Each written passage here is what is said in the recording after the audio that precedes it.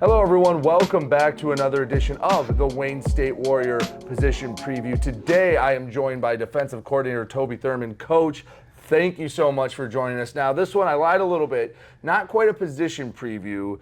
You're the defensive coordinator, so we're going to talk just kind of a little more ball, just broadly. Good. But first, as we have with everyone else, want to start with a little bit about yourself. Yeah. Give the background. As you were just telling me before we started recording, you and Coach Isaac were actually adversaries recently before he brought you in. Yeah. Tell everyone at home a little bit about the story coming to Detroit. Yeah, me and Coach Isaac, we played against each other for the past 2 years in Minnesota. He was the head coach over at Rochester, and I was the head coach over at Central Lakes. And this past season, we battled for the state semifinals, which he beat me. So, and I won't make any excuses of why he beat me. That's his pedigree. He likes to win. Not saying I don't, but he beat me. So, but I'll get a chance to challenge him a lot this year as a defensive coordinator. Every day in practice, Every right? day I'm going to try to get him back for that. But that's how our relationship. We built a relationship over the past few years, and we have a strong bond. And so I think that's what made him say, "Okay, I want to bring this guy on with me." To help support, right? And I think that's a big part of it. So that's how I got in my road to here in Detroit. So you guys get here. What's it been like? Because the challenges and everything at a JUCO is different than at a D2. Not saying one's harder than the other, but they're different, right? Like there's more fundraising you have to do in certain regards. There's some infrastructure, but here there's more you have to juggle. There are more things you have to worry about. What's it been like the first few months coming up to D2 and Wayne State? I think it's been it is different.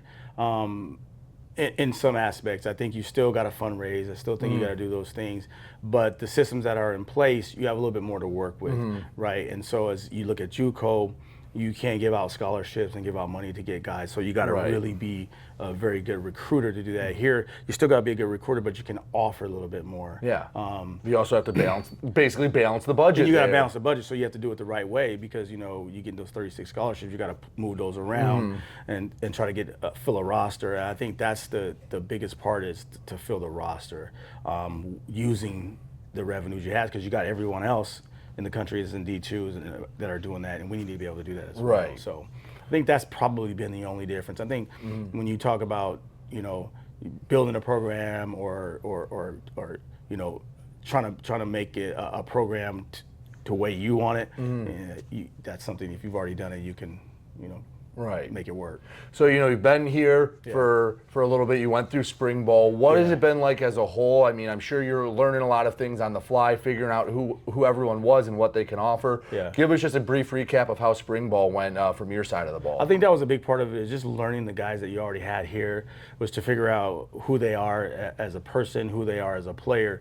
So getting here in spring, that was what it really was. It was more like an audition for them to show us who they are and some of their skill set. Now the skill sets we'll be able to really see as we start to get into more drill work and more team things that we really want to run. So it hasn't been something that's been out of the ordinary. Right. It's been fine. I think it's been great. It's just got a chance to know some of the guys. I think that was a big part for me. All right, let's geek out on a little football here. So let's talk defense. What's Coach Thurman's defense looking like? What's the principles? What are people going to be expecting come September? I think one of the main things for our defense is that we want to be a speed defense, but we really want to have our D-line. Our D-line is going to lead the way in this. And so our defense is going to be one of those defenses where we bring in the bigger guys. When I came in and recruited, we bring in some of the bigger guys that we feel like can be able to compete in the GLIAC. And I think that's a big part of it for us.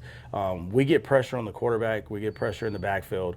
Our defense will start to flow everything behind it. So, that's a big part of it. Speed. Everything we do, you come out to our practice, you're going to see guys that are going to, everything we do from the water to the back of a drill, sprint. And you have to be that way in defense. Defense is pretty simple, right? But I think the main part of it is if you're position discipline and your assignment discipline. Right. If you can have those two things, you go play football. Right. And I think we talk about this a lot. Like, let's just play football. Let's not try to be this guru and I'm going to do this. Yeah, we do blitzes and we do those kind of things, but it's just we run a man defense. So our defense is a man defense for the most part. We do run some zone, but it's mostly a man. So we guys got to be in shape. So that's part of our philosophy, is being in shape, and then being that discipline, that assignment discipline and that position discipline. That's going to be big for our defense. So you mentioned that. Let's start from the D-line and work backwards. D-line, you talk about assignment discipline. D-lineman responsibilities, and again, I know we're geeking out a little bit, but since we don't have players to talk about, I love talking ball. D-line, is it, hey, here's your gap, stay in it. If they're running the gap next to you, that's fine. A linebacker is going to come fill, or are you telling the D-lineman to go make a play? I think what we do is when we say, it depends on what stunts we're running with the D-line. If not, yes, basically a gap, B gap. You control your gap, you find the football, you make the tackle, right? Or you get after the quarterback.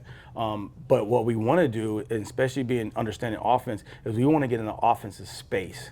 So you may not always be the person in the way to make a tackle, but if you're in their space, you force the offense to have to do something else different, right? So if a guy's going to run a zone and he's in the zone, but we're in his space, he has to now immediately check where he's at, and that offensive guy's got to move somewhere else. Right. But we have people in the space. So I think that's a big part of defense, is if we can be in the offensive space, you don't always have to touch someone because now you're forcing them to think again. So I think that's a big part for our defensive line. Yes, they're going to have their gap controls. Yes, they're going to have to take on double teams.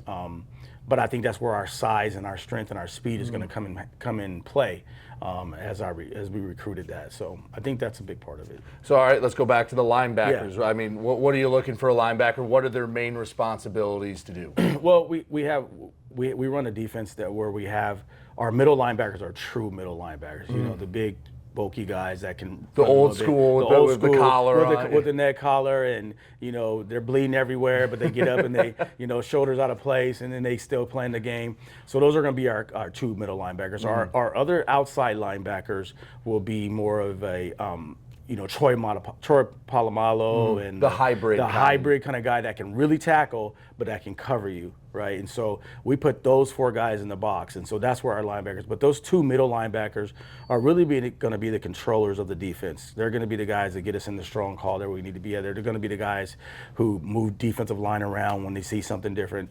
Those two guys are going to be those two middle linebackers. Outside linebackers are going to be able to line up and get on their best receivers, their second best receivers, and so kind of that modern outside linebacker, that nickel or whatever, basically a nickel. Yeah, you'll hear other programs call it like a bandit or some whatever term you want to call it. We call it a bandit in the sand. Okay. But it's you lining up and you're in that nickel. You got guys who they're Charles Woodson guys who can really make a tackle. The Ed Reeds that can do the big safeties or fast linebackers type spot. And you guys will notice that our DBs are also taller than normal. Okay. I mean, we recruited we got guys out here right now that we recruited that are 6'3", 6'2", DBs and our linebackers, outside linebackers. So you mentioned with the DBs, you're going to play a lot of man. That can put a lot of pressure and a lot of stress on the DBs. So what are you looking for from your corners and your safeties this year to really make sure you can lock that down? What I think it is it's how good of a shape that you're in, because that's where the pressure comes from. When you get tired, then you get pressured, right? And so we got to try to eliminate that by being in shape. But we do rotate, so that's why we brought so many in. We brought a lot in so that we can rotate those guys. We have a 1 and a 2 that we can rotate. And when we find ourselves in a position where we are a little tired, we can always go in the zone. I'm just not a fan of dunks and dinks underneath. Football is inches and yards, and every time we give you a yard, you get closer to the goal. So exactly what Coach Isaac wants to do in practice every day. Yeah, that is exactly what he wants to do. He's already telling me he's going to go over the top of me. He's going to do. For me, in my defense, I'm really not a fan of just giving you 8 yards every time you want to throw the football. So that's why we converted it to a man. Will we run zone? Yes, we will. We'll run some zone, right? To take a little bit of pressure off. But I feel like these guys come in and they say, I'm an athlete. I'm that guy. I can do this. Well, you're going to have opportunity now. Right. You're going to have opportunity to show me and the guy across from you. Are we going to get beat a couple of times over the top? You get beat in the zone over the top too, so no different. But now it's just mano y mano. I'm going to show you how good I am. You said you're going to show me. So there's no, I thought he was passing it off to him. Yeah. No, that's your guy. That's Keep your it guy. in front of you. Keep him in front of you. Stay on him. We always have a little bit of help up top, but really we want to man up. We want to show you. Perfect. Show you who we are. Coach, final question I always have for everyone is, you know, defense as a whole, fans come to Tom Adams Field this fall. Yeah. They leave and they say, man, that defense was blank. That defense was vicious. Okay, I like that. That defense was vicious. And I think that's going to be big for us because defense is one of those, you have to be very angry, right? But controlled, right? And when we do that, when we get aggressive and we're just everything we do, we want to hear the vicious hits. You come to football to hear and see the vicious hits, right? And that's what we do. We want to do that under control. So when you guys walk away from the game, like, that defense was vicious. That was the defense right there. Well, I'd love to see it. As a defensive guy myself, I'm always partial to the defense, especially nowadays where everything seems to be aiding the offense. You're allowed to do less and less and less. Anytime you can see a defense really stand up, it always warms my heart a little bit. And I think that's a big part of it too, is because, you know, defenses get a little harder because you have to figure out, did I tackle them the right way? Am I, you know, putting my head down and all those things that matter without getting penalties. So how do you still be vicious by doing that? So we have to figure that out. And I think we have a plan to do that. It's just a matter of execution.